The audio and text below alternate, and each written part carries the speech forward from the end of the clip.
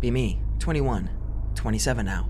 Every June, buy fireworks in Pahrump, Nevada, and drive them home to California to sell for a profit. Around 1 a.m., driving on the 127 to Baker. There's no other cars on the road. Almost full moon, listening to ambient trance, dash, and stereo light low. Feels good, man. I spot a pair of eyes about 1/8 mile in front of me, 30 feet off to the right side of the road. Must be some kind of wildlife. Slow down to about 25 miles per hour, in case it runs in front of my car. As I get closer, I can see it's some kind of quadruped, but I can't really make out what kind of animal. It suddenly starts running towards the car. I drop gear and accelerate because I don't want this dumb animal to dent my car. The animal starts chasing my car. Mid-sprint, it stands on its hind legs and starts running like a man. Oh, hell no. It gains speed and crosses the road right in front of my car, turns around, and looks at me. It looks almost exactly like pig-related, except it has fur on its body, and its eyes were almost glowing. I start shooting bricks, accelerate to over 80 miles per hour, and it's still following me. I hear it cackle, almost a devilish cackle, interrupted by howling and growling. This goes on for 20 minutes. I track it in my rearview mirror as it crosses the road a couple of times, swipes at the air, and makes a series of jumps on all fours before standing on its hind legs to run again. It suddenly makes a hard right and disappears. For 15 minutes, I scan my surroundings to try and see where the hell it went, or if it's still following me. I finally get to Baker, stop to get a burger and a beer, and to calm my nerves. I tell the waitress about what happened. Oh, yeah, once in a while we get people saying they were chased by coyotes on the 127. I don't think it was a coyote. It had the face of a man and ran like a man. You're probably tired, hun, and the heat can make people see things. Bitch, I know what I saw. Be 7-year-old Anon. Remember having to travel to city for some kind of dental appointment. Remember waiting with mom and dad. Remember them being awfully kind of quiet. Nurse arrives and takes me to a big room. Don't remember what the nurse tells me before the dentist comes in. He says he has to put me asleep with gas. Being the little child that I am, I find it odd, but I don't question because I think I could beat the gas and stay up. They put a mask over my face, and then they leave the room. I remember thinking this won't work as I look around the room. But it does, and maybe 2 minutes after they left, I'm out. I wake up with a jolt and find myself in darkness with little light. I remember finding myself tied upside down, spread eagle with only pants on. I look ahead at the back of many heads, sitting faced towards something. I look past the heads to the giant screen they're watching. There's a person being cut up and operated on.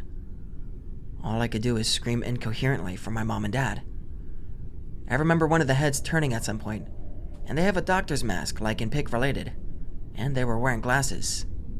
It was a man. He brings a finger up to his mouth and says something, but I don't remember it. He turns back around, and I'm stuck in this theater. At some point, I tire myself out, screaming, and I go unconscious. When I wake up again, I'm back in my house with my parents, and it's night. I don't know why, but I pull up my shirt to look at something that isn't there. I don't know if what happened was a nightmare or not, and it confuses and terrifies me to the point of not being able to sleep. In the morning, I asked Dad and Mom when we got back from the city, and they said yesterday morning. I don't know how to ask them the next question. I don't know the right questions to ask. So I just ask, did anything happen? They say, like what? Anything weird? I ask. Did you have a nightmare, Anon? I only look at Mom. Well? No, I finally say. Then why did you ask? I don't know. Never tell anyone what happened all these years because I wasn't sure if it did happen or not. But the fucking sheer feeling of dread and horror still remain. And I still clearly remember flying out to that city with parents and waiting with them before the nurse got me. Be me, 14 years old, summer break. Go to Ukraine, I'm Russian, to the sea for 2 weeks with my brother and his wife. Sea blows dick, and the city is old as shit. Nothing to do. My brother and his wife just go to clubs all the time. I just sit around at the apartment we rented for the vacation. It's on the first floor. It's 2 in the night. I'm home alone. Just talking to my homies back in Russia via my laptop. Look in the window. Very dimly lit yard. See a person staying in the light. Staying in one place and swaying a little bit. There was something unnatural about the way he or she was doing it. I tell my homies about it over Skype. They ask me to take a picture. I go to the other room to get my phone. When I come back, there's no one in the yard. That's weird, considering he, or she, was standing there for quite some time. Go back to put my phone on charger. It's a very old house, maybe about 50 to 70 years old. I can hear the door to the main entrance of the building slam back because someone just walked in. I can hear someone stopping at my floor. No one knocks or does anything. I don't pay much attention to it. Next morning, my brother comes back and says the apartment door wasn't locked. I had chills when he told me about it. So, I was 19 or so working at a gas station in the Great Plains. Pretty chill job because non-chain gas station. One day around 8 p.m., an older heavy-set white dude walked indoors and gave me that look like you know they're about to do something wrong. Not nefarious look, but like a pre-guilt look. He was carrying a plastic bag with a purple logo that seemed familiar. He headed straight to the bathroom, which isn't unusual. Plenty of people come in for a piss before getting back on the highway. About 15 minutes pass, and he leaves the bathroom. He gives me that look again, and I get a better look at the bag. The logo was for a local sex shop. I what mentally and go into the bathroom. In the stall, I find an empty plastic shell for 10-inch black dildo with suction cup. As well as in the trash can is a used single-use strawberry lube packet. Oh great. The guy was so torqued he couldn't wait to get home and had to get off in our bathroom. Then, my gaze shifts to the plunger. Apparently, our hero had to work his way up to his new 10-inch friend. On the plunger was a sheen of strawberry lube and what I could only describe as a Hershey kiss left on the tip of the plunger for this poor wagey to find. Needless to say, the plunger was unceremoniously disposed of in the dumpster, and my boss bought beer for me. Be me. Stepmom makes me do everything. Her son doesn't do anything because he's busy. Sits in his room playing Warzone with his friends. Bitches at me 24/7. Idea.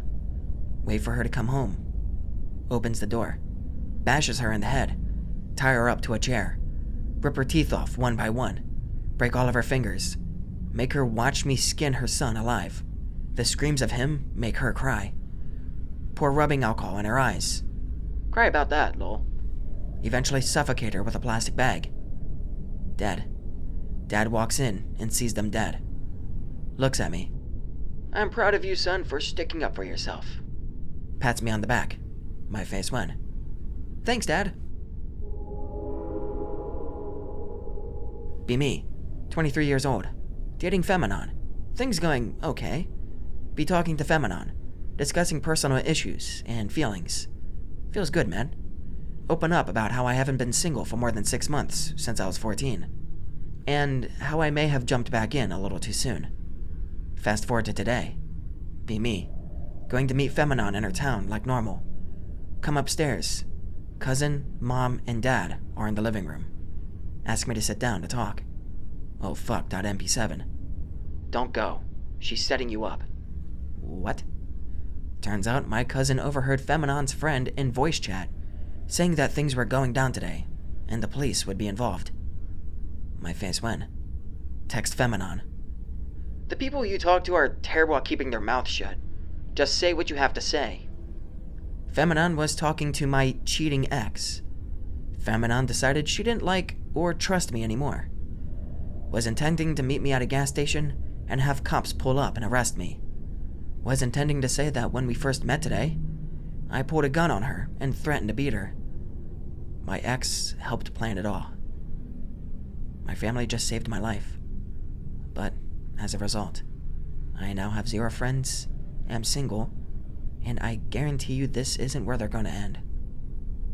What the hell do I do? Okay, X. I've got something to share with you. Be me, last night, lying on couch watching some TV show. Shitty weather, raining and cold after 3 weeks of unbearable heat wave. All of a sudden, I hear someone inhale and cough. I shit my pants at that moment since I know that I'm the only one in the house. Girlfriend is pulling night shift. Turn down TV, can't hear anything.